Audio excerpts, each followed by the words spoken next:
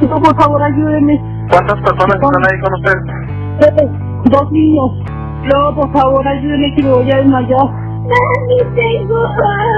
Heartbreak in the desert. A Colombian mother and her 10-year-old daughter collapsing near Yuma, later found dead from heat exposure after crossing the border. Federal authorities tell us that mom was traveling with 2 kids, the 10-year-old who did not make it, and a 2-year-old boy who survived. A Texas Army National Guard soldier missing. We're told the soldier was assigned to Operation Lone Star in Eagle Pass. The Texas Department of Public Safety says the soldier was trying to rescue a migrant from the river when he or she went missing. Tragic news from the southern border. A Texas Army National Guard soldier has drowned trying to save migrants in the water. An Arizona Border Patrol agent has died in the line of duty. Martin Barrios was a supervisor in the Tucson sector.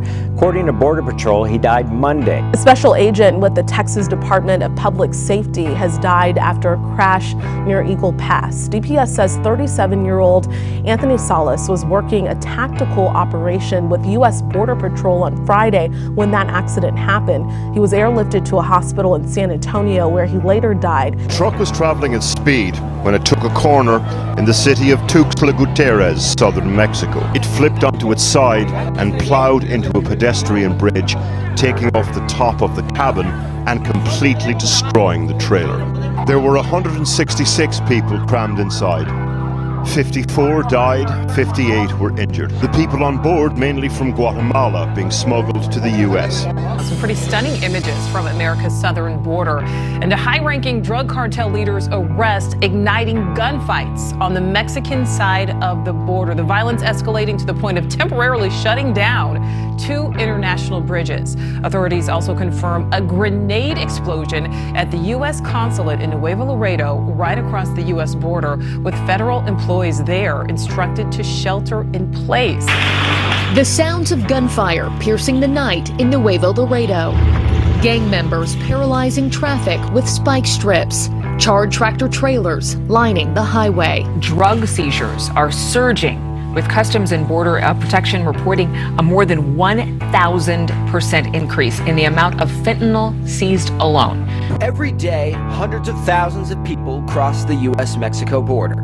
But now, more and more drugs are doing the same. In the 8 ports of entry in South Texas, extending from Del Rio to Brownsville, Customs and Border Protection seized $786 million worth of illegal narcotics last fiscal year. Fentanyl alone saw a 1,066% increase. Most of the narcotics wants to go to bigger cities, San Antonio, Dallas, Houston, or up north. Chief Deputy Roberto De Leon with the Maverick County Sheriff's Office, just about an hour south of Del Rio, says the drugs that flow through this port in Eagle Pass can end up anywhere. Nicole Skanga spoke exclusively with the top U.S. border agent in the El Paso area about the new challenges that she and her colleagues face, including what's driving American kids to help cartels smuggle people across the border. Cartels are actively recruiting on social media these young drivers. These are kids.